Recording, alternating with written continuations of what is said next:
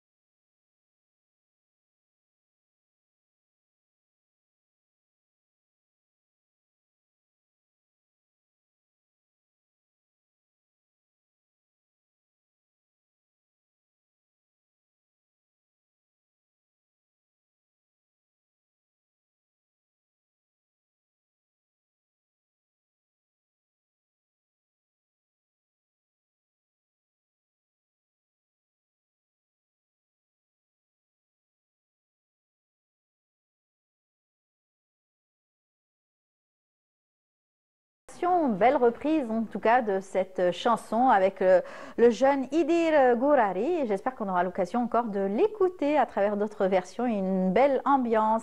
On la reçoit comme à chaque fois, on a toujours plaisir à s'abreuver donc de ses conseils.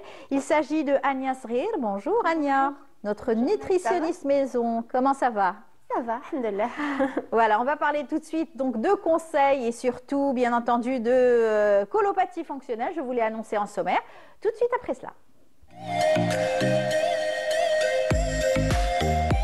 Voilà, de retour sur le plateau avec vous, Ania. On va parler donc de colopathie fonctionnelle et Dieu sait comme bon nombre de personnes sont susceptibles à tout cela.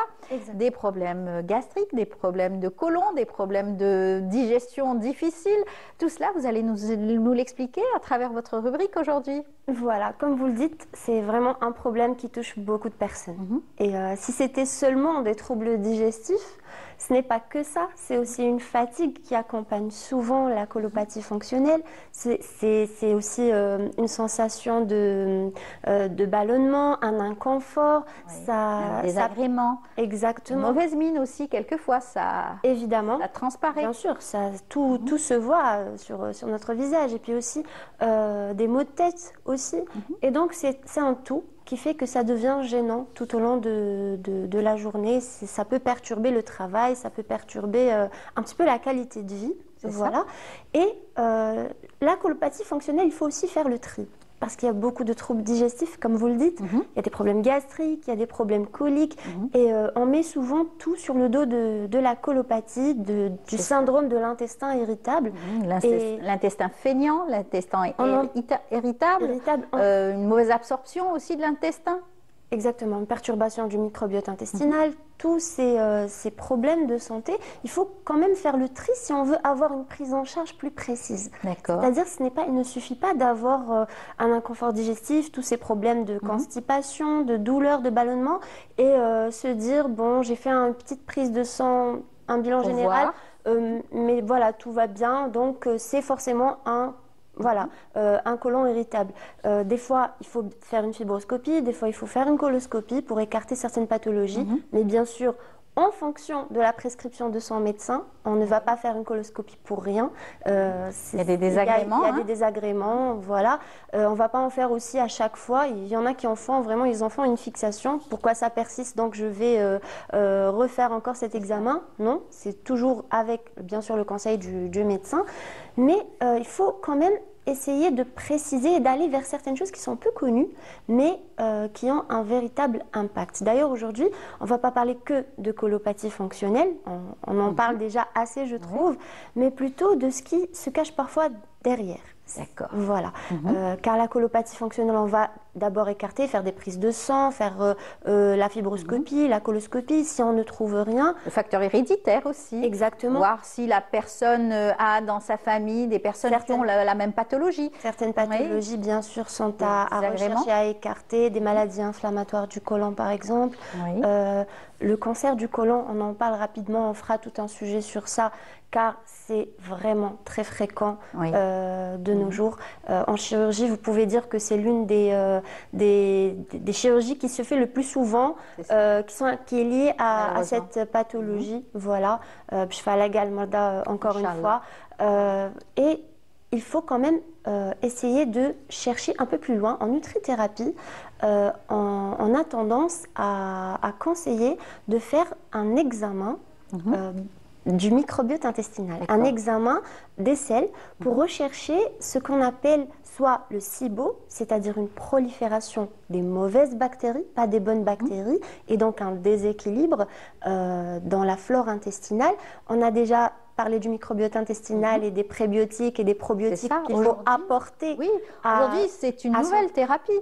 On préconise justement ce genre de probiotiques pour une meilleure santé, pour renouveler sa flore intestinale. Sa flore intestinale pour une meilleure santé, exactement, vous le dites très bien. Seulement, il y a des indications pour cela. on en a parlé la dernière fois d'ailleurs, il y a des indications, c'est-à-dire pour compléter la santé, pour renforcer la santé de son microbiote intestinal, on apporte des probiotiques et des prébiotiques, mais dans certains cas, cela ne suffit pas, voire il faut d'abord traiter la cause avant d'arriver à compléter par des probiotiques et des prébiotiques. Quelle est cette situation? On y arrive?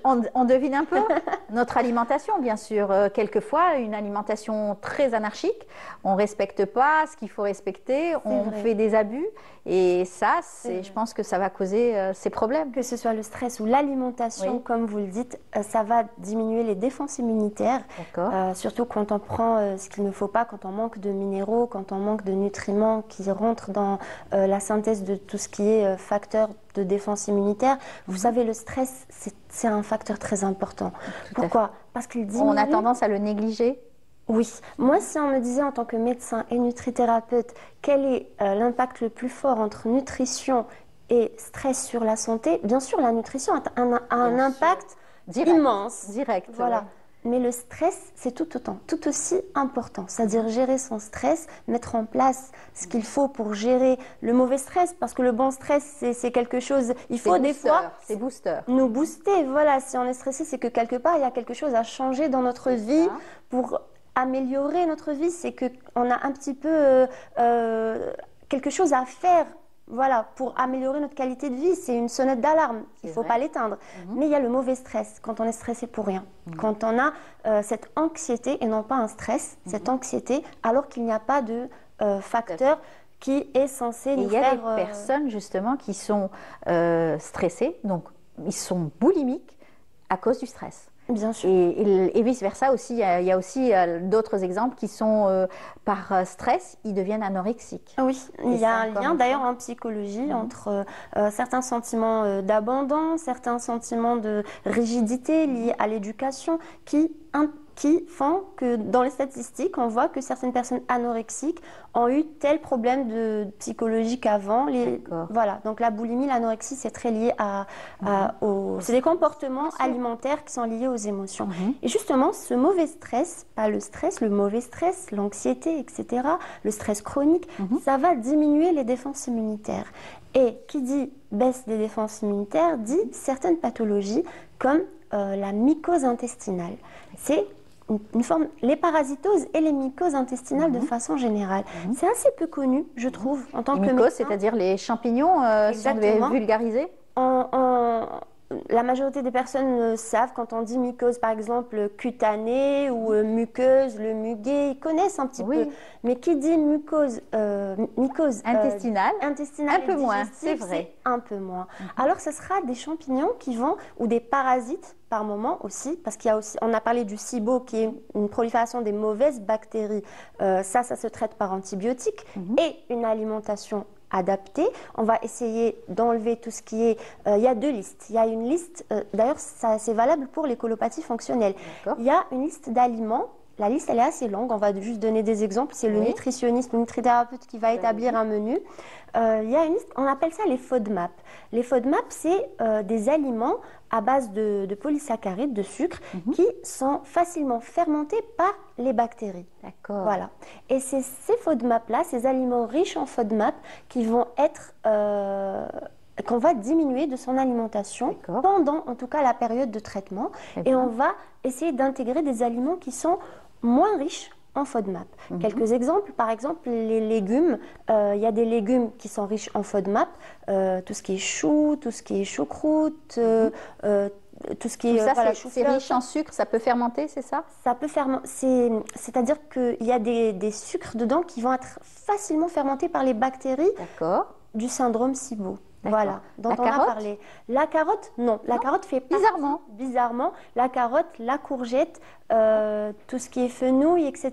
Là, ça fait partie des aliments, de la liste des aliments qui sont moins riches en FODMAP. Donc tolérés durant le traitement. Exactement. Le chocolat est moins riche en FODMAP. D'accord. Voilà. C'est vraiment une liste bien précise d'aliments. Les fraises, les myrtilles. Mais attention, on parle de FODMAP, c'est-à-dire on ne parle pas quand il s'agit de côlon irritable et de probiotiques, de prébiotiques, c'est une autre chose.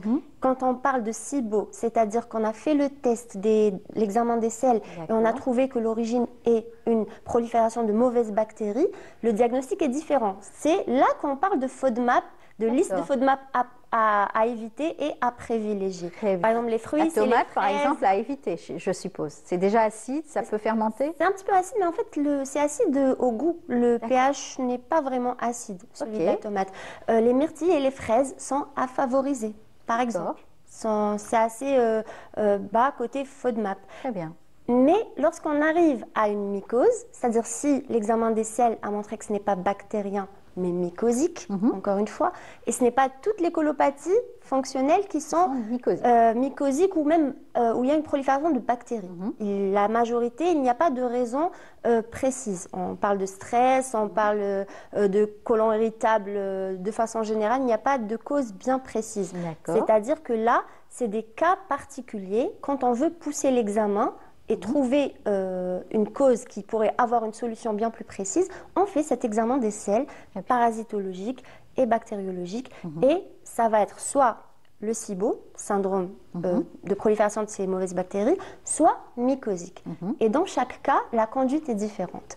Lorsque c'est bactérien, on va favoriser déjà une antibiothérapie, ça sera des antibiotiques et non pas des antifongiques. Et ça sera une alimentation riche en aliments qui ne sont pas qui ne contient pas beaucoup de FODMAP et on va essayer d'enlever tout ce qui est trop riche en FODMAP. Voilà, c'est un mot en anglais composé, donc c'est assez long comme mot. On dit FODMAP de façon plus courte. Et si c'est mycosique, on va traiter avec des antifongiques d'abord. Et là, on va favoriser des aliments, par exemple l'ail est un très bon antifongique. On va l'intégrer dans notre alimentation. C'est ce qu'on dit. Voilà. Mais il est riche en FODMAP. Si c'est bactérien, c'est pas l'ail, par exemple. Vous voyez, c'est assez précis. Et c'est pour ça qu'on trouve souvent une très bonne réponse au traitement et au régime alimentaire lorsque ce n'est pas qu'une colopathie idiopathique, mais plutôt qu'on a précisé, qu'on a trouvé une forme de complication qui est soit le côté bactérien, soit l'aspect mycosique.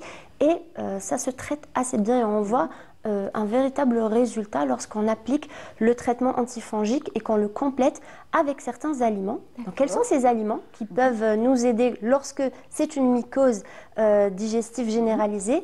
L'ail, comme je viens de le dire. Excellent, l'ail. Excellent. Pour tout, antibactérien et antifongique en même temps. Il est très bien. Et même pour les parasites, quelquefois, on le dit. Oui, justement. On a parlé aussi de parasitose, car c'est assez vaste. Le curcuma, bien sûr, c'est la star des épices. Ça a un effet anti-inflammatoire et régulateur aussi du microbiote intestinal. Je dis ça parce que j'adore le curcuma. Super. Qui est toujours, on le rappelle, activé par le poivre noir. D'accord. Je ne sais pas si vous le savez. Non. Mais si on rajoute du poivre noir avec le curcuma, ça va faire que son effet est bien plus anti-inflammatoire encore. Tant et mieux. surtout, on l'utilise cru sur l'assiette. Voilà, c'est encore mieux. Oui, c'est encore mieux que s'il est cuit. Si vous voulez encore plus avoir un effet plus... Bon, dorénavant, on aura une salière supplémentaire. Voilà. Du curcuma dans une salière et on y va. Voilà. Donc, ces aliments-là sont à privilégier. Certaines infusions aussi, comme le romarin, sont conseillées quand on a une infection fongique ou parasitaire. Ça aide aussi et une très bonne hydratation. On ne le rappelle jamais assez. Dès le matin, une bonne hydratation, mais tout au long de la journée pour justement aider pendant le traitement antifongique et pendant le régime alimentaire à éliminer ces parasites-là, ces germes-là. Je rajouterais aussi que on a assez parlé des problèmes liés à l'excès de sucre, mais on n'en parle jamais assez, surtout que dans le SIBO, dans le syndrome qui est bactérien ou dans la parasitose ou même les mycoses digestives qui viennent compliquer souvent une colopathie fonctionnelle, c'est très important de diminuer le sucre car ça se nourrit de sucre. Bien sûr, les bactéries se nourrissent de sucre. Se nourrissent de sucre. Oui, et ça dangereux aussi la bactérie parce que ça se multiplie très très très rapidement et ça peut aussi créer d'autres problèmes. Et quelquefois, ça peut être mortel. Il faut faire peur quand même. Oui, oui, oui. Surtout qu'on le ressent au quotidien, fatigue, ça baisse le système immunitaire, donc ça va favoriser d'autres pathologies.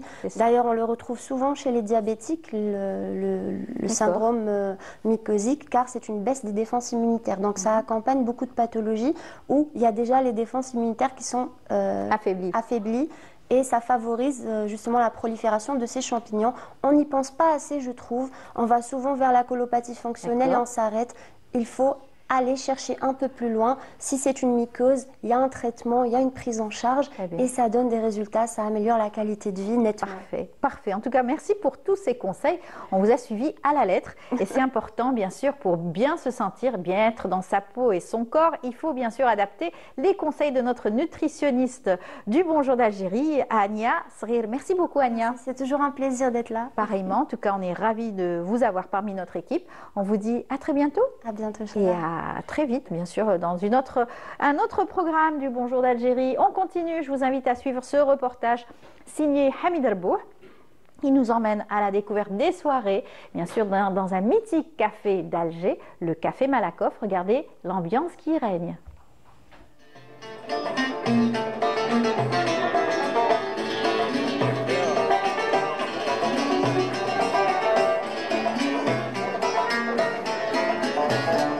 Situé près du quartier Zoujayoun à la base Casbah d'Alger, l'emblématique Café Malakoff a vu défiler les plus grands maîtres du Chabi, tels que le Hajj Mohamed Al-Anqa et Hajj Mriza. Orné de vieilles photos de chanteurs célèbres accrochés au mur et d'instruments de musique, ce lieu mythique se transforme aujourd'hui en scène à ciel ouvert, où se mêle la nostalgie des anciens et l'enthousiasme des jeunes passionnés. والفنانين كاع اللي يقول لك الفنان انايا كاع اداو المكان تاعهم. بداها الحاج محمد العنقا، بداها قروابي، بوجماعة العنقيس، مكرازة والسوكي، حسن سعيد، هاد الشيوخ كاع قبول لهنايا. وسي ان ليو دو رونكونتر وسي ان ليو سيرتو الناس اللي يحب يدير الوليمه يجي للقهوه لهنايا يختار الشيخ اللي يحبوا يجيبوا لعرسو ويتفاهم معاه، ونهار الجورجي يجيب الطاكسي لهنايا ويديماريو كاع لوركاس من هنايا يروحوا. مير الغرام والصاع النية دايم يرجالو ما خفت غير دروبي يعطيها قبل أجلي، ما خفت غير روحي يعطيها قبل أجلي.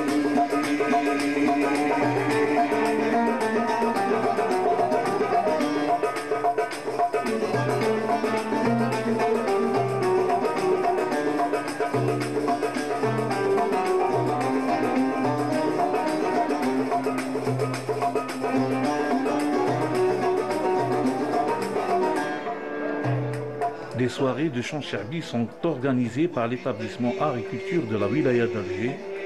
Au niveau de ce café, durant ce mois de Ramadan, des artistes confirmés et des talents émergents se succèdent dans une communion parfaite entre tradition et modernité. Ils invitent le public et mélomanes à un voyage musical unique. Installé avec son orchestre de manière très modeste, au milieu des clients du café, Kamel Aziz, virtuose du mandol, entame son programme avec une empreinte singulièrement chabi.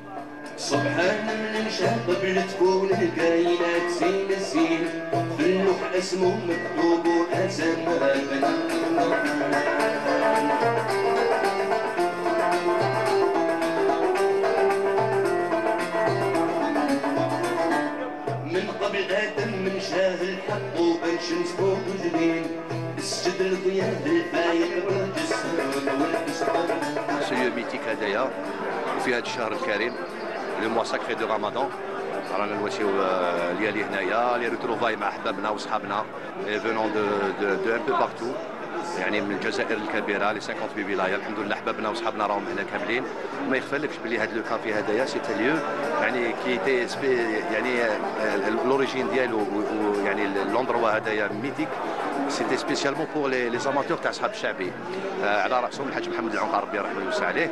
ورانا اليوم قاعدين يعني في هذا المضرب اللي كان يقعد فيه الحاج محمد العنقا ربي يرحمه ويوسع عليه. هذا شرف ليا، وان شاء الله كما يقولوا ربي يدوم هناكم ونتمنى لكم رمضان كريم وكل عام وانتم بخير. يا حبيب الله. Avec sa voix présente et étoffée, Kamel Aziz a subjugué le public en interprétant remarquablement des reprises en hommage au grand maître du Chabi. Plus qu'un simple événement, ces soirées sont une déclaration d'amour au Chabi. Ce genre musical qui a su, malgré le temps et les évolutions, garder son authenticité et son âme.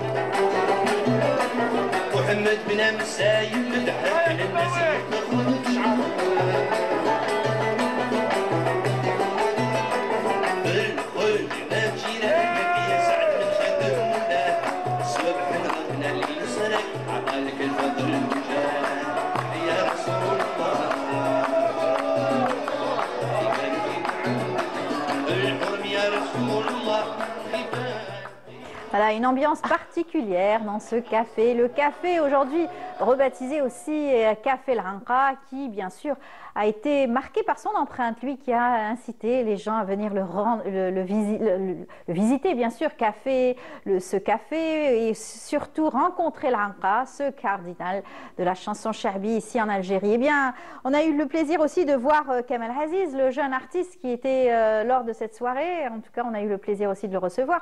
Mais sinon, c'est l'ambiance qui règne Firmdan à travers ces différents cafés, en particulier le café qu'on nous a fait découvrir ce matin. On la retrouve, Samira est parmi nous. Elle va nous parler d'une autre région, celle de Béjaïa, une belle rencontre à travers ces savants, ces chercheurs. Elle est là pour nous en parler en détail. Bonjour Samira. Bonjour Amel. Comment ça va? Ça va, alhamdoulilah, très bien. Parfait, on va vous retrouver tout de suite. Je suis allée au café j'imagine. pendant le Ramadan. Ouais. Il y a un endroit où vous n'avez pas été, Samira? Elle est partout. Non, mais c'est très agréable. Toute l'Algérie, elle va vers les gens. C'est le café de Cheikh El Bled, de l'Anqa, qui a toute une histoire. C'est un endroit touristique et c'est un endroit où on peut écouter de la musique. Et ce qui était agréable, c'est apprécier surtout, fermer les yeux. Ils ont ouvert une scène aux jeunes artistes qui ne sont pas vraiment connus, mais qui jouent très très bien. Voilà. C'est une école, c'est une transmission, encore une fois, pour justement perpétuer aujourd'hui la musique charbi dans son écrin. Le laisser dans son écrin tel qu'il était à l'époque. Voilà, on vous écoute tout de suite, juste après cela.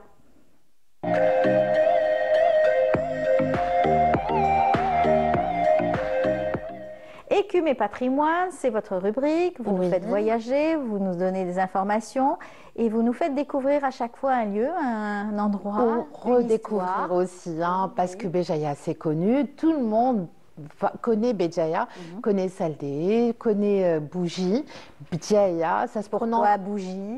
Exactement. Ça peut se prononcer de mille manières, c'est une région extrêmement touristique. Elle est en montagne, c'est dans les bas-bords, mais il y a la mer. Il y a la mer, et pas n'importe quelle mer. Elle est verte émeraude, elle est bleue saphir. Elle est entourée de montagnes. Il y a un patrimoine forestier énorme. Et puis il y a la ville de Béjaïa.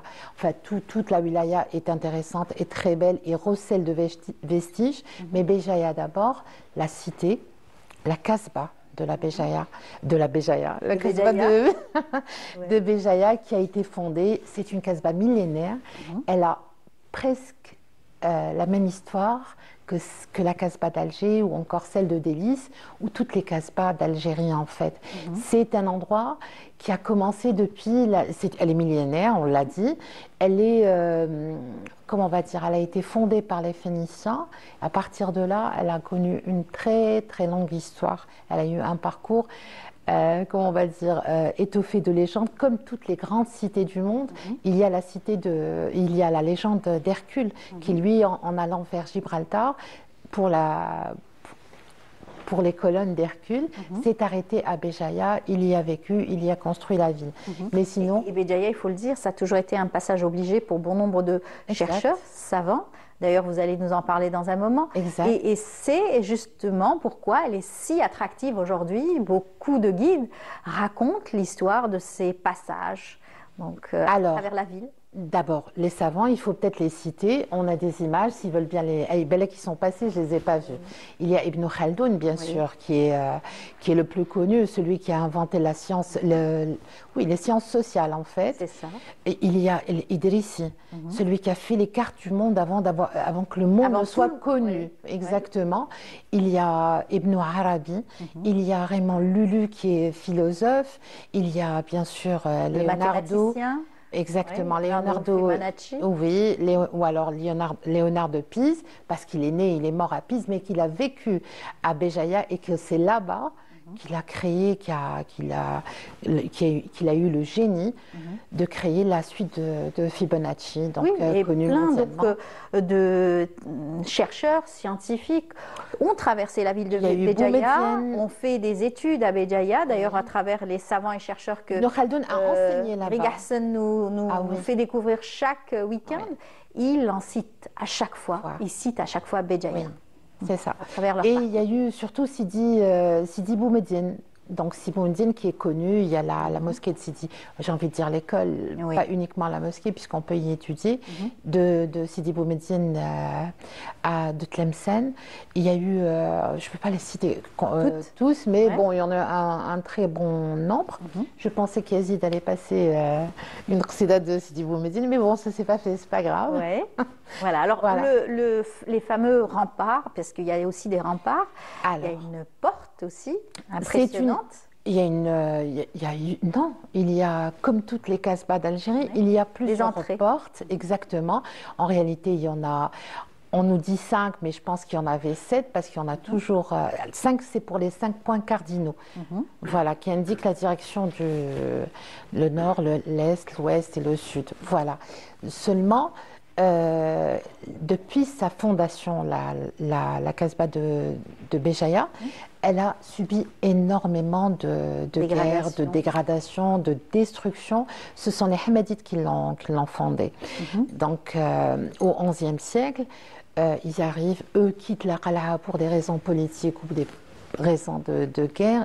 Ils font de Béjaïa leur nouvelle capitale et ils vont construire des choses, ils vont construire des bolges, ils vont construire des palais, mais ces palais, dont les palais de l'Étoile, ont disparu, ont été détruits par les guerres successives, par les prises de la ville de Béjaïa, notamment les Espagnols qui ont, on va dire, apporté de nouvelles limites. Ils ont changé les remparts, les limites de la ville, les remparts, c'est-à-dire les fortifications. Ils ont détruit donc les bolges.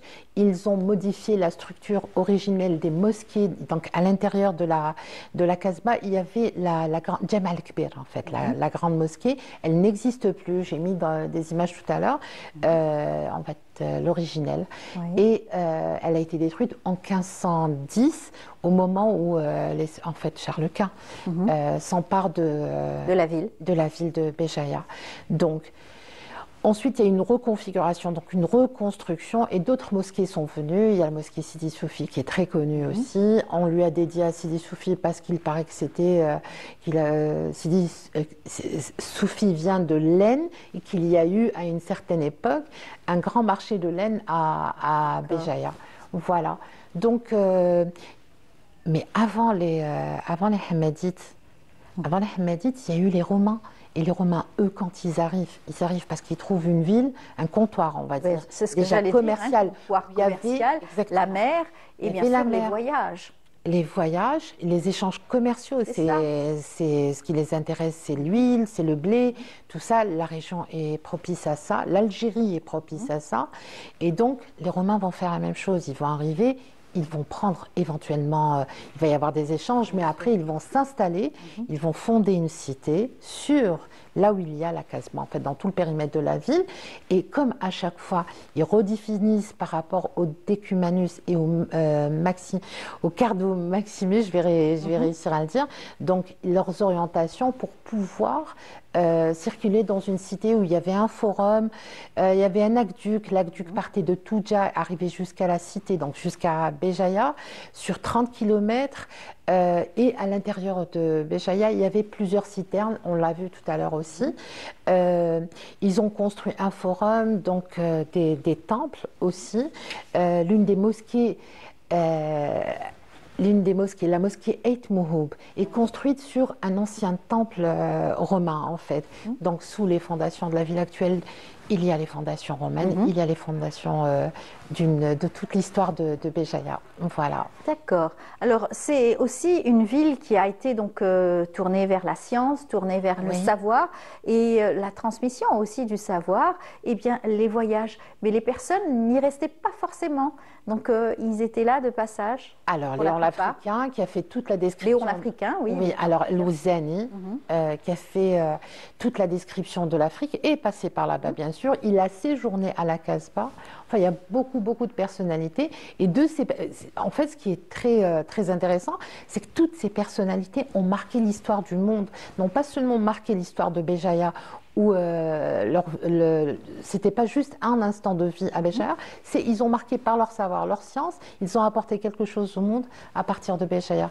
Déjà là-bas, c'est bougie, c'est cierge, et c'est quelque chose qu'on utilise. Ça fait la fierté aussi des habitants de Béjaïa aujourd'hui. La fierté des habitants de Béjaïa. Ils sont aussi fiers du festival de théâtre. Du théâtre, tout à fait. Exactement, du cinéma aussi. Oui. Voilà, j'ai oublié comment ça s'appelait, les journées cinématographiques de Béjaïa. Exactement. Et ça draine du monde. Hein. Exactement.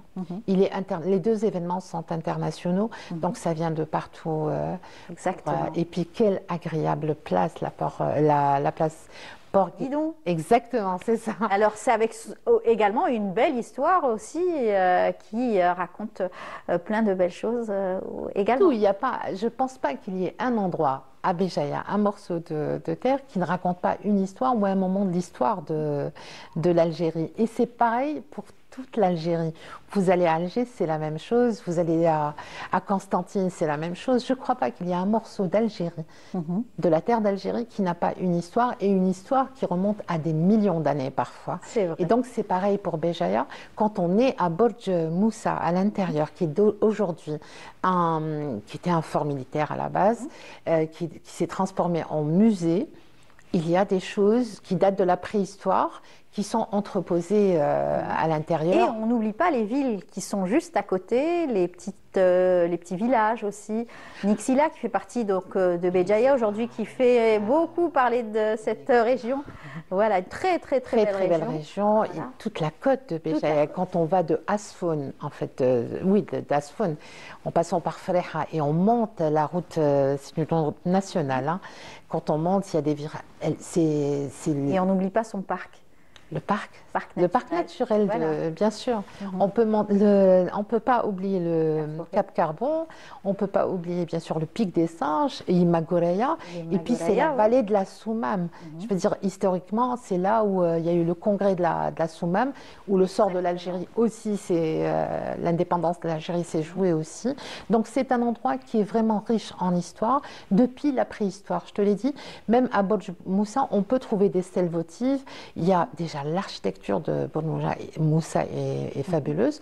Donc en fait, on a toutes les strates de l'histoire qui sont encore visibles et qui sont encore en bon état, je veux dire, qui ont été restaurées aussi, que l'on peut voir à Béjaïa. Voilà, une belle invitation au voyage. Oui. Après, c'est ne serait-ce qu'un week-end, Béjaïa. Des vacances. C'est très agréable. Même en hiver, c'est très agréable. Voilà. En tout cas, bravo pour cette description. Merci beaucoup, Samira. Merci, Amel. C'était un plaisir. Un plaisir de te retrouver aussi. C'est gentil. Donc, invitation cette fois-ci à Béjaïa. On se retrouvera vendredi, Inch'Allah, avec bien sûr. Après l'émission. Oui, après l'émission. Tout à fait. On vous dit à très vite, Samira. Inch'Allah. Merci, Amel. Et puis, on vous invite à apprécier cette chanson. Une belle voix. Vous avez entendu tout à l'heure l'ambiance du café, bien sûr de l'Anqa. Et cette fois-ci, on vous invite à apprécier un autre ténor de la chanson Charbi, Haj El-Hashmi Garwabi. On y va à travers cette chanson.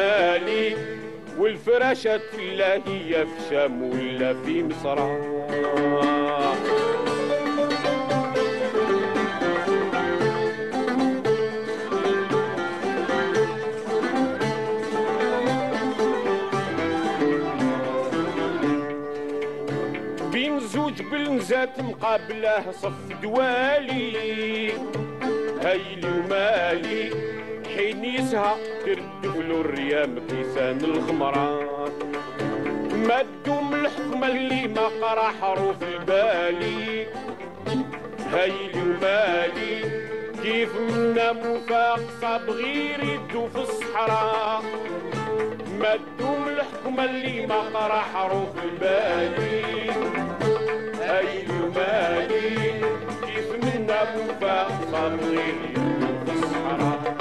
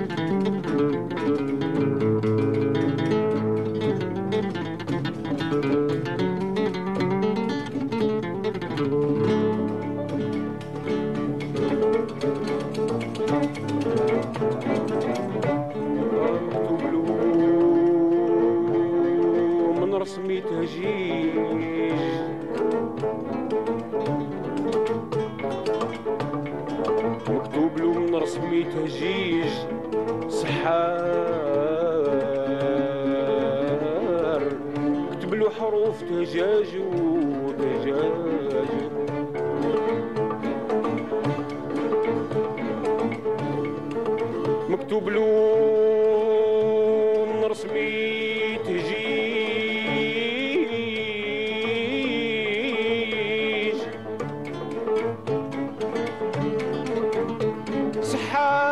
سحار اكتب له حروف تهجاجو لو جالي انا نكون ليه عليج لو كان جالي انا نكون ليه عليج نبطل سحرو ونعد مزاجو زاجو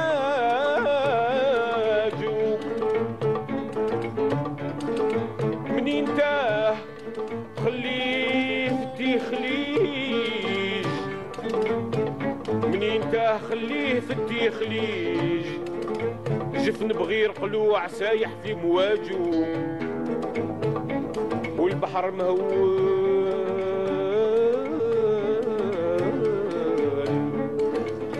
البحر مهول يا وعدي ورياح وهاجو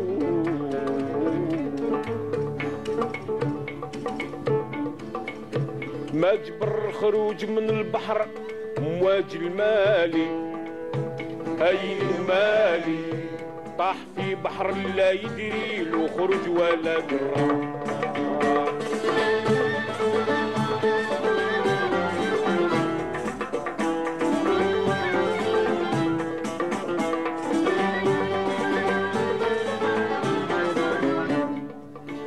زلغوا شيطان ورماه في التلت التالي اي المالي ما بقى له صاحب ولا صديق ولا له نعراه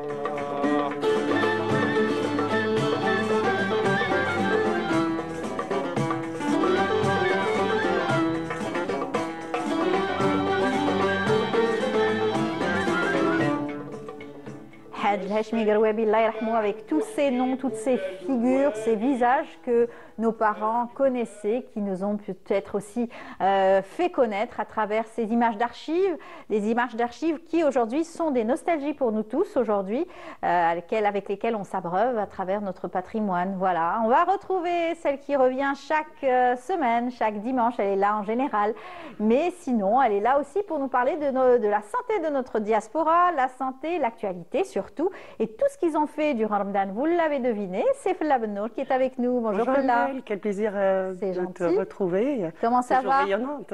C'est le mec. Alors on va parler dans un petit moment donc de notre communauté établie à l'étranger. Tout à fait. On va donner quelques nouvelles et surtout leur actualité. Je ne viens pas les mains vides, je viens avec des fleurs. Tout à fait, c'est la semaine de l'Aïd, yatek saha. Absolument. Donc au lieu de ramener des gâteaux... Belle attention, on adore les fleurs. Moi, j'adore les fleurs. Au lieu de prendre des kilos, on va prendre plutôt le plaisir de voir la beauté des roses. Très bien. Allez, juste après cela, on va retrouver Fella pour parler, bien sûr, de notre communauté établie à l'étranger à travers sa rubrique Djalia DZ.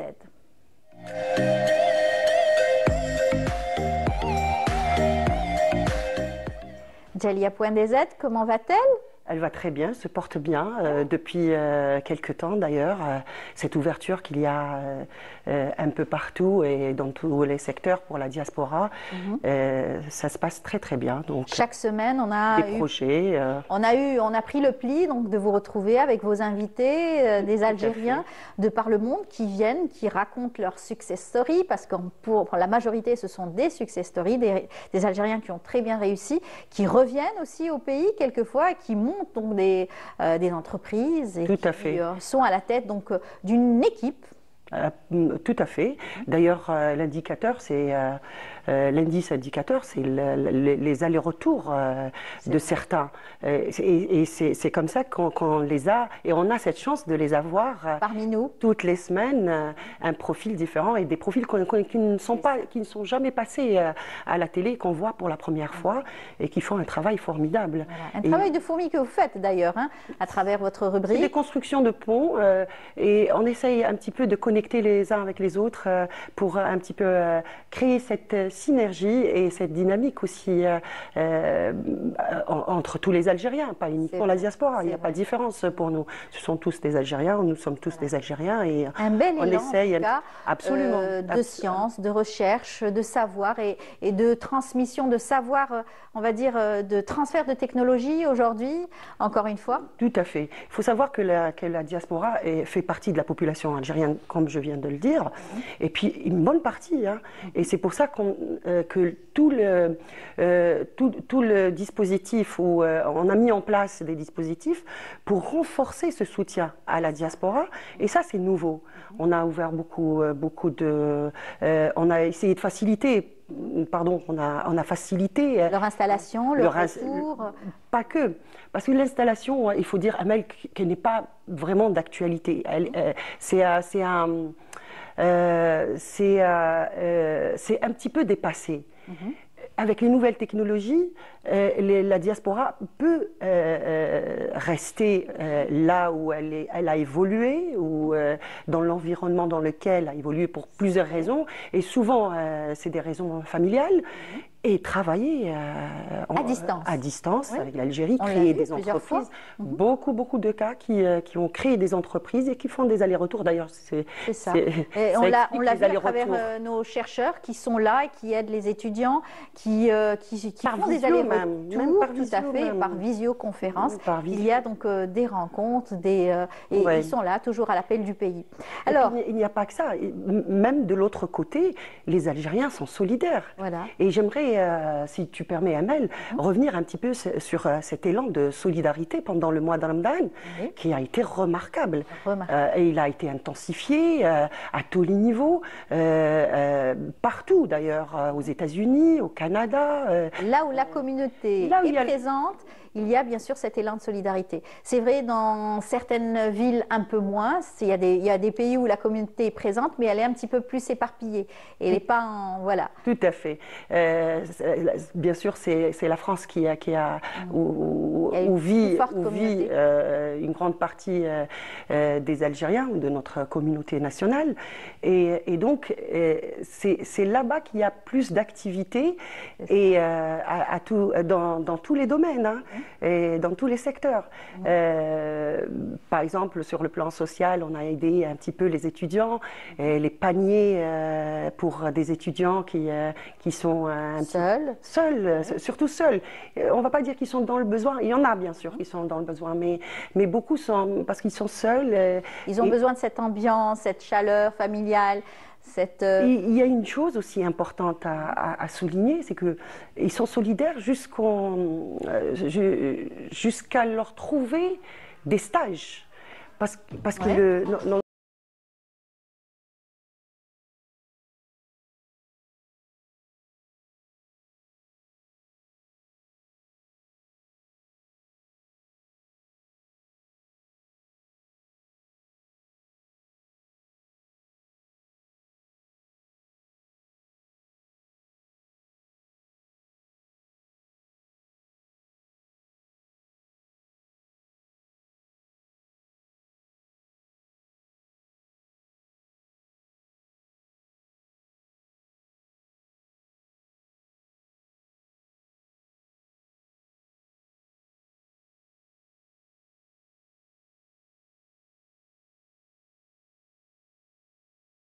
familiale aussi. Là, il s'agit de l'association Diaspora présidée par Faisal Kadour qui a organisé un iftar de partage et de la mémoire. C'est comme ça qu'on l'a intitulé et qui a regroupé des associations qui interviennent aussi dans tous les domaines. Je le disais.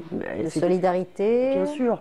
Ils essayent aussi de trouver le problème de nos étudiants à l'étranger d'une manière générale, c'est trouver des stages. Oui. Et avec tout ce qui se passe, ça devient encore plus difficile. Et les Algériens qui ont des investissements là-bas prennent nos Algériens en stage. Et ça, il faut le souligner. Important. Bien sûr, oui. Bien sûr. Donc ça, c'était un iftar qui a été organisé dernièrement, enfin la dernière semaine du mois de Ramadan. Mais pas qu'à Paris, à Nice aussi. À Nice, on va voir peut-être une image à Nice où le consulat de Nice a aussi organisé une opération de solidarité envers nos étudiants. Là, on voit le consul général de Nice, mais Madame Deraghi, Chafera aussi à côté, qui est aussi en train de booster un petit peu les choses. Et, alors ça, ce sont des images que... De Nice, amateurs. Des images, ils vous ont envoyé donc ces images, on ces nous a rencontres. envoyé, oui. C'est Monsieur Dib, le consul général, qu'on voit à l'image. Voilà. Donc, et pas que, aussi en Italie, la dernière semaine, au lieu de... Là, on a un petit peu innové, au lieu de... d'organiser l'iftar, on a organisé un sahur. D'accord, c'est sympa. Et c'est organisé par l'association Timgad, présidée par Madame Antonietta Cotemini, qui est ou Linda Dramouchi, qui aussi veille aussi à ce que tout se passe bien, la communauté se retrouve, qu'il y ait cette entraide. Et c'est elle-même qui a tout cuisiné. Elle a fait elle a fait le msemmen, elle a fait tout ce qui peut être présenté. Algérien pour le sahur. Oui. Et donc voilà, ça aussi il fallait... Pour ravir les papilles donc, de tous ces convives, bien sûr venus pour un iftar particulier. Ils s'en rappelleront probablement. Absolument. Elle a dit, moi je vais changer un petit peu, je vais faire un sahur. Donc je rappelle, c'est l'association Timgad en Italie, dans la région de la Lombardie. D'accord. De Lombardie plutôt. Et aussi aux États-Unis, à Dallas aussi, on a organisé un iftar et c'était aussi une ambiance conviviale, très algérienne aussi. Et voilà, donc ça c'est pour juste, je tenais à revenir un petit peu sur ce qui a été fait pendant le mois sacré du Ramadan. Mais il y a aussi sur un autre plan d'autres choses pour la communauté. On va commencer par la réduction des billets, des tarifs des billets d'avion qui a été décidé plutôt par le président de la République, Abdelmadjid Tebboune. Donc moins 40% pour les Algériens qui veulent passer l'Aïd avec leur famille. Et ça à partir de plusieurs destinations et plusieurs trajets internationaux. Pour certains, petites bourses, c'est vrai qu'ils n'auront pas la possibilité de se payer un billet d'avion, ni même à toute la famille. C'est donc une occasion rêvée, en fait, pour avoir une réduction. Tout à fait. Il y a des familles qui sont composées de 6 personnes.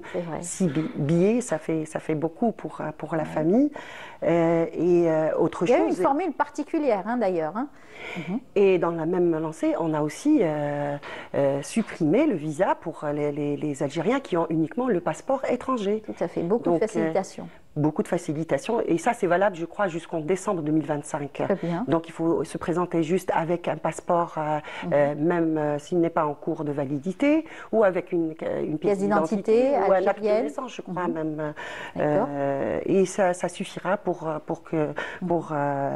venir ou pour faire un déplacement et passer l'Aïd avec sa famille. Il y a autre chose, on reste dans les facilités qui ont été aussi mises en place pour la communauté algérienne à l'étranger. Donc l'ouverture de l'état civil au niveau des affaires étrangères le samedi. D'accord.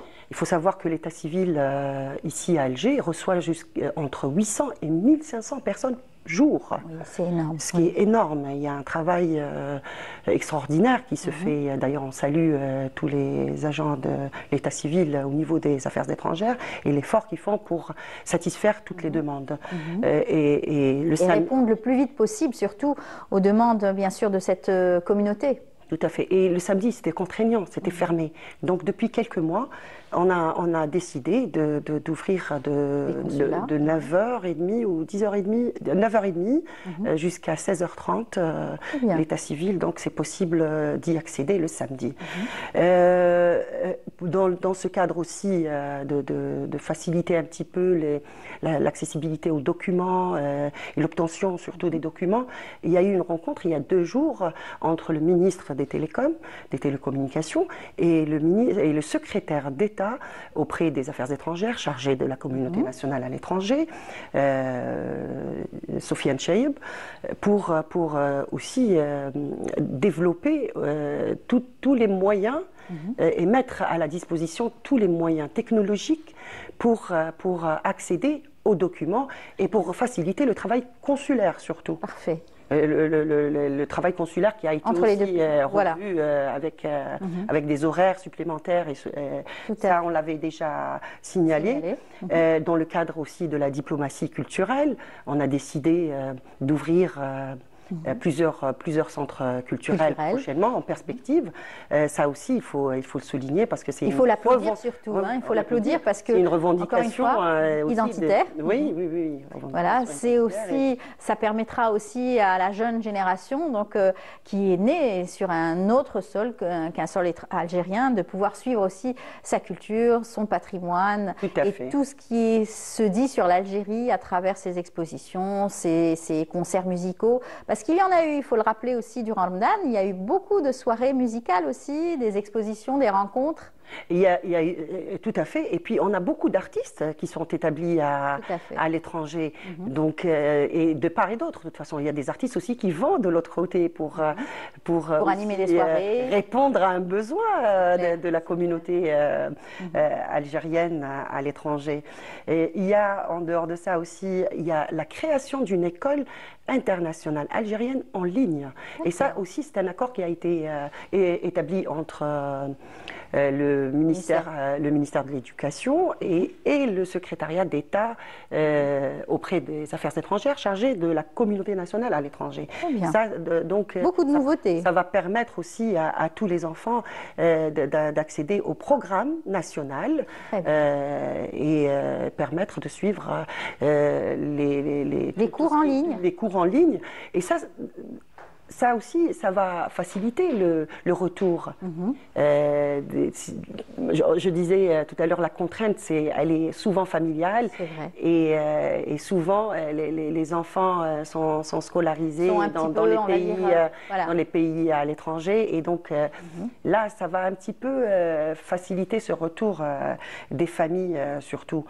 Il y a aussi une plateforme, il y a aussi un accord avec le ministère des Startups pour lancer une plateforme avec une base de données des compétences algériennes à l'étranger, ce qui va aussi contribuer au développement économique. Ils sont déjà présents, hein, les startups étrangères. Il y en a eu beaucoup. Vous les avez reçus. On les a reçus dans Bonjour d'Algérie également. Des chercheurs qui sont venus carrément ici faire partie donc, de ces start-upers qui ont des idées innovantes et qui veulent les mettre au service de l'Algérie. C'est ça. Et en plus, on a facilité la création plutôt de start-up. C'est ça. En ligne, on peut créer et lancer sa start-up en ligne. Tous les documents, on peut les avoir en ligne. Et ça a encouragé beaucoup de... Tout à fait. On avait reçu, rappelez-vous, de cette start-up qui permettait de signaler les départs de feu en forêt. Exactement. Un invité qui était formidable, que vous avez reçu. Hamid Nouar, qui est installé au Qatar.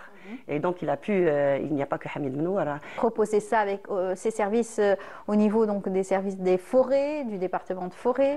Absolument. Il y a aussi Lotfi Belkhir, il est aussi au Qatar, qui a pu aussi se lancer dans le domaine de l'agriculture et a mis en place un système d'irrigation intelligent qui optimise l'eau et l'énergie. Donc ça aussi, il faut... ça, c'est des exemples. Hein, c'est des exemples, mais il y en a beaucoup. Il y en a beaucoup. Donc, dans le domaine de l'intelligence artificielle notamment, et beaucoup de choses qui ont été lancées ces derniers temps. Tout à fait. Et puis bien sûr, comme nous sommes donc durant la semaine de l'Eid, vous avez eu aussi des vœux, vous avez eu des personnes qui étaient peut-être venues passer l'Eid ici ou carrément qui sont venues passer Ramadan et qui veulent aussi se rapprocher de plus en plus de leur famille. Avant de parler des dédicaces, peut-être 2 ou 3 rendez-vous au CCA, au Centre culturel algérien à Paris. Donc il va y avoir une exposition de l'artiste peintre Fariza Kedar qui va être programmée la semaine prochaine. Et il va y avoir Malik Fqirat, donc c'est le patrimoine constantinois qui sera à l'honneur.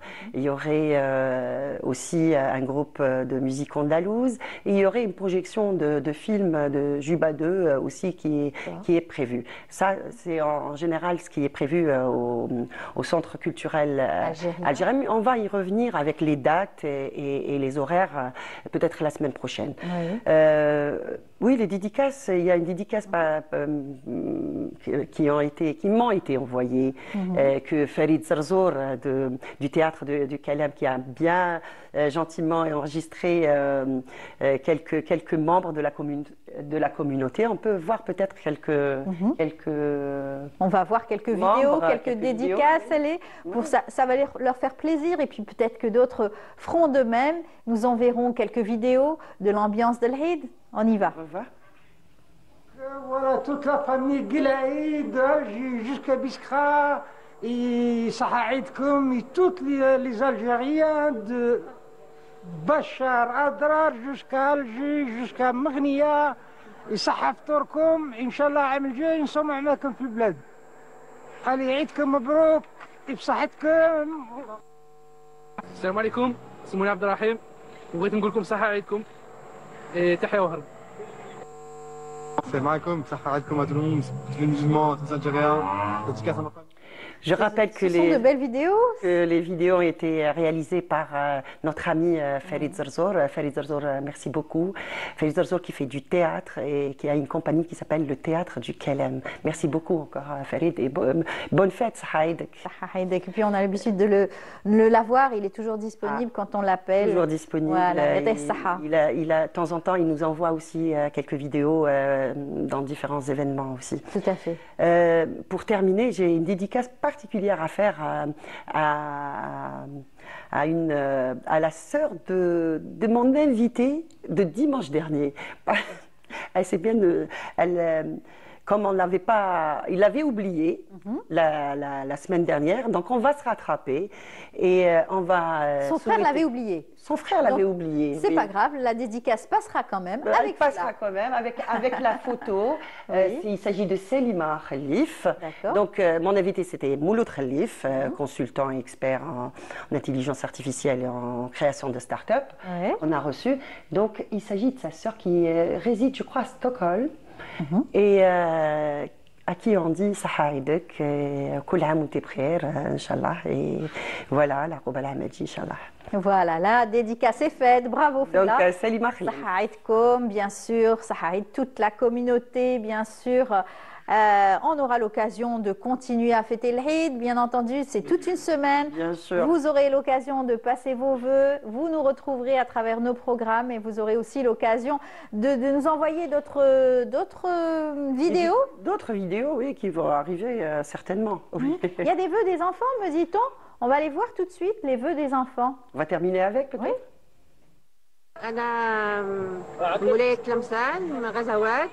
Je passe le bonjour à ma famille, à tous les Algériens.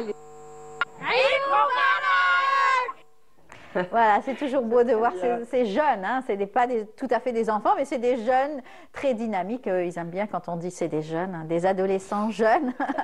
Tu es maqrout ou tcharak, Amal? Tcharak plutôt. La prochaine fois, tu auras. Merci beaucoup. Tcharak, voilà. Sinon, l'occasion nous est donnée aussi pour continuer notre programme et donner aussi toute l'actualité à notre communauté qui se reconnaît, qui est grâce à Canal Algérie est là et se retrouve aussi cette chaleur algérienne chez eux, dans chaque foyer. Vous allez nous donner l'occasion de les retrouver chaque dimanche. Et chaque dimanche, et je voudrais passer un message, il ne faut pas hésiter à nous écrire pour s'il y a un projet, s'il y a des choses à proposer, il faut nous écrire, nous envoyer des vidéos par exemple. Nous envoyer des vidéos, je disais, donc c'est un message pour la communauté, notre communauté nationale à l'étranger. Très bien, ben, merci beaucoup Filla, merci.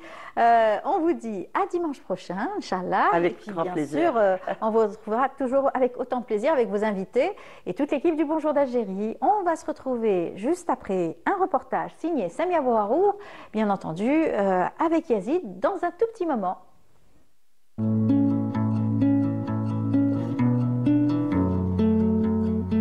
Merzak Chellali, ce passionné d'objets rares et vintage, a transformé sa maison en brocante. Pour lui, c'est un lieu de partage et d'échange avec ses amis. Mon expérience et mon aventure a commencé par des véhicules comme ça, des miniatures comme ça. J'étais hospitalisé en 1974 et à chaque jour, ils me donnaient des voitures pour ne pas pleurer. Donc ça a commencé par là, donc c'était my hobby. J'ai acheté souvent des voitures comme ça et j'en ai tellement beaucoup. Et après, quand j'ai grandi, j'ai voyagé, je suis parti en Angleterre.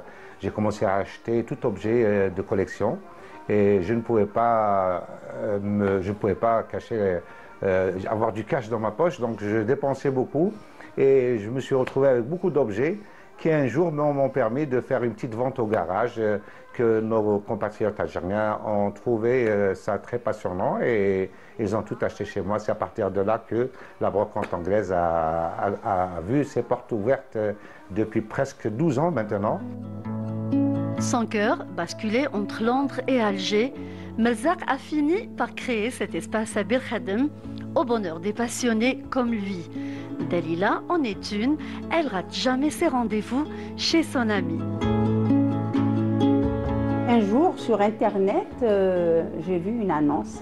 Et c'est comme ça que je suis venue et j'ai connu Nordin. Il avait vraiment un petit espace. Et aujourd'hui, comme vous pouvez le constater, Masha'Allah, il nous a ramené de belles choses, sauf qu'il va nous ruiner, bien sûr.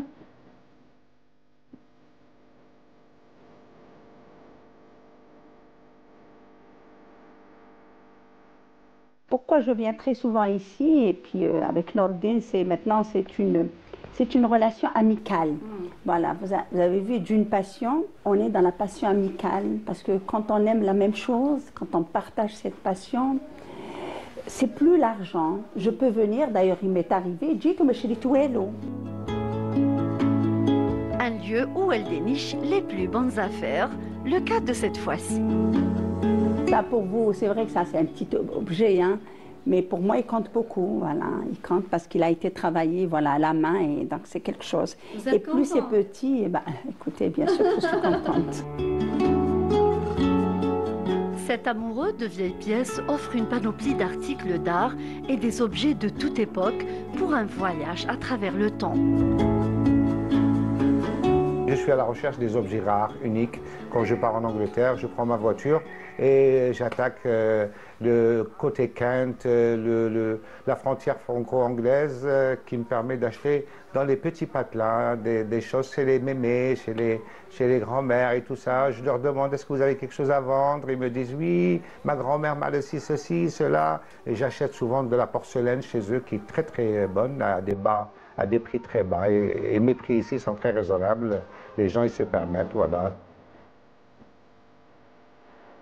Des objets, des couleurs et des histoires, Merzak consacre ce petit coin secret pour préserver ses pièces uniques, plus que ça, ses coups de cœur.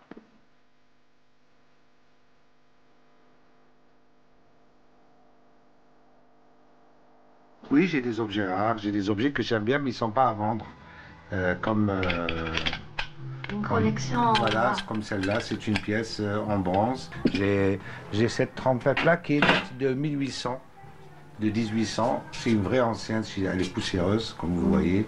Donc c'est une très très ancienne pièce et elle a beaucoup de valeur. Ça, c'est une valeur qui va aux enchères. C'est à eux c'est les enchères qui savent, mais ça peut aller très loin. Ça peut aller jusqu'à 5 000, 6 000 euros facilement. C'est une pièce très rare, c'est une pièce qui est recherchée. Donc, ça aussi, ça peut aller jusqu'à 250, 300 euros facilement. Voilà, c'est une pièce, voilà. J'ai cette assiette qui n'a pas encore été évaluée, qui est très ancienne aussi. Elle est de 1910. Je ne sais pas si vous voyez.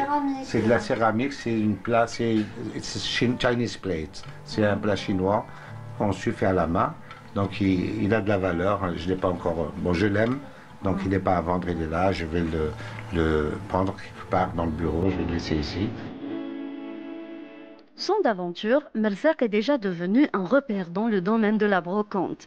On parcourt même des kilomètres et des kilomètres pour venir apprécier ces objets d'art qu'il propose à ses clients, devenus amis au fil des années. Il a même servi d'exemple à ses copains à Londres, en les encourageant de venir investir en Algérie, le cas de Djilali. Aujourd'hui, j'ai reçu mon meilleur ami, Djilali, de Tiaret, et on a vécu ensemble en Angleterre. Djilali, c'est un très bon ami avec qui j'ai beaucoup voyagé, j'ai beaucoup fait du business ensemble. C'est jamais acharné, on s'est jamais accroché. Et là, il s'est installé à Tiaret avec un beau restaurant. الحمد لله ودروك راني نلقى مع صاحبي ميمو جيت عنده هنا في لابروكونت اونغليز توحش ويا الانجليز جيت شفت الصوالح تاعو كاع اللي جابهم من لندن حسيت روحي راني اون انجلتير très bien مرحبا بك جيلاني عندنا مرحبا بك عندنا الله يحفظك ان شاء الله. La passion a emporté cet amoureux de brocante très loin. Aujourd'hui, il est comblé d'avoir réalisé son rêve. Voilà, chacun sa passion, en tout cas un très bel exemple donc, de passionné de brocante, cette fois-ci, un Algérien qui vivait à Londres et qui est revenu en Algérie pour sa passion et faire découvrir sa passion aux Algériens. Eh bien, on continue avec notre communauté. Tout à l'heure, Fella nous avait fait une petite dédicace pour cette Algérienne établie à Copenhague. Non pas, donc elle avait annoncé une autre destination, elle voulait juste rectifier, dire que Salima Khalif était donc à Copenhague, au Danemark, Donc une petite dédicace particulière à Salima Khalif. Voilà. Et puis on accueille comme il se doit notre ami Yazid. Bonjour. Bonjour, ça va? Ça va? Taki, ça va la baisse? Vous êtes en forme? Oui, ça va. Ça se voit, hein? Ça se voit. On va... on va parler justement. Donc... Non, on n'y va pas. Générique. Le jingle, le jingle. So, on y va. puisqu'on est british aujourd'hui. On y va.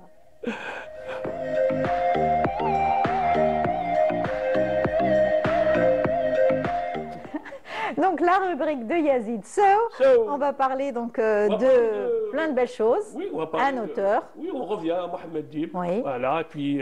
On revient sur nos traditions, hein, bien sûr, à la Casbah, à travers l'histoire aussi d'un auteur qui a marqué par sa trilogie. Algérie et la trilogie nordique. Tout à fait. Et moi, comment je me suis intéressé à la trilogie Algérie? En fait, on l'a lu dans les livres scolaires, il y avait des lectures choisies, Mohamed Dib, Firaoun, qui a été on a grandi avec. Assia Djebar et tout. Donc, mais là, j'étais dans mon quartier, je suis rentré dans la bibliothèque municipale et je tombe sur le livre de trilogie Algérie, Mohamed Dib, La Grande Maison, L'incendie et le métier à tisser. Édition. C'est les plus célèbres, bien sûr. Édition Berzakh, donc on peut. On va les voir d'ailleurs. Et je suis en train de lire comme ça, pour le temps d'attendre un petit moment, une petite pause. Parce qu'il faut dire, Yazid adore les livres. C'est un boulimique. Oui, une petite pause lecture et je suis en train de lire un passage et puis je tombe sur le personnage de Hamid Serraj. Je me suis dit, Hamid Serraj, on l'a vu, le Hariq et tout, comme ça, l'intellectuel, la conscience du peuple, celui qui a mobilisé tous les paysans, les fellahs, contre le colonat, contre les exploitants, la colonisation française, la colonisation de l'époque, qui ont réduit les paysans au statut de khammas. Et puis je me suis dit, pourquoi ne pas essayer de comprendre ce personnage de Hamid Serraj, comment il a été... le sortir du contexte. Oui, comment Mohamed Dib déjà... parce que il a fait vivre à travers Mohamed Dib, en fait, il était aussi militant communiste à l'époque. Il était aussi dans le syndicat. Il a réussi à maintenir cette flamme révolutionnaire au cœur du paysanat, au cœur de la paysannerie, contre le colonat. Et puis, en fait, il y avait également un personnage de Tlemcen qui s'appelle Mohamed Bedsi. Et ce Mohamed Bedsi, en fait, Mohamed Dib s'est inspiré de ce parcours impressionnant, ce parcours de Mohamed Bedsi, qui est né à Tlemcen et on le retrouve même dans le dictionnaire biographie du mouvement ouvrier. On peut trouver donc tous les traits, en fait, tout ce qu'a fait ce Mohamed Bedsi, parce qu'il faut rappeler, il avait un esprit un peu, non seulement il a mobilisé toute la masse des travailleurs et surtout des paysans, parce qu'on revient aussi à l'engagement de la paysannerie pour le pays et contre la colonisation. C'est fort, ça, c'est fort. Toute la paysannerie qui a souffert parce qu'elle a été exploitée, on lui a pris ses terres, on l'a spoliée. Oui, d'ailleurs, on l'a réduit à une pauvreté. Algérie, en fait, c'est décrire la condition humaine des Algériens et comment ils ont vécu face à la répression. Et puis, on voit aussi le trauma, comment, par exemple, l'Aïni, comment elle a vécu avec son fils Omar, comment ils ont vécu... Dans des conditions très difficiles. C'est un trauma déjà, au cœur de la colonisation, ils ont vécu le trauma. Et ce trauma, il s'est projeté aussi, ce trauma est resté jusqu'à nos jours. En fait, donc Mohamed Bedsi, il avait un esprit che-guévarien puisqu'il s'est déplacé à travers d'autres villes. Il était aussi syndicaliste dans le port de Izmir, il était en Tunisie, il était en France. Et c'est quelqu'un aussi qui a mené une action syndicale permanente. C'était la révolution permanente. Il a fait ses études en URSS, à Moscou, dans la célèbre école de l'Orient. Et tous ces traits, en fait, on les retrouve dans le personnage de Hamid Sarraj. Voilà. Simplement, Mustafa Badi', quand il a adapté ce personnage, il lui a donné une autre dimension. C'est une dimension plus patriotique, en fait. Ce n'était pas un engagement uniquement par rapport à une doctrine, mais par rapport également à cet engagement pour la paysannerie, comme vous le disiez pas tout à l'heure. uniquement pour la paysannerie, pour l'indépendance et pour la liberté. D'ailleurs, j'ai choisi un extrait de l'incendie du film El Hariq de Mustafa Badi', dont la photographie a été menée avec brio par Youssef Sahraoui, les décors avec Shafai. Donc nous allons voir un extrait de ce film indémodable, L'incendie. On y va. Un extrait fort, hein? Absolument, on voit donc la flamme révolutionnaire, comment Hamid Sarraj, donc dans cet extrait, comment il parle il est enraciné dans cette terre. Sobre et solennel quand même. Absolument, absolument. On le voit souvent donc dans ce moment de sobriété, mais il mobilise, il galvanise les foules. D'ailleurs, on voit la réaction, comment tout ce qui était là, parce qu'il a mobilisé ces paysans pour soutenir la cause nationale et pour la liberté de l'Algérie. Et on voit qu'au départ, on n'imaginait pas que c'est une personnalité aussi importante dans le rôle, d'ailleurs, que dans la vie de l'époque. Mais finalement, il est dans un coin, tout seul. On n'a pas l'impression que c'est quelqu'un qui va intervenir, et pourtant, quand il intervient, c'est très puissant. Si la conscience du peuple, si celui qui a réussi à galvaniser les foules, parce qu'il faut dire qu'à Tlemcen, dans les années 50, il y avait un grand mouvement syndical, il y avait Barahou, il y avait beaucoup des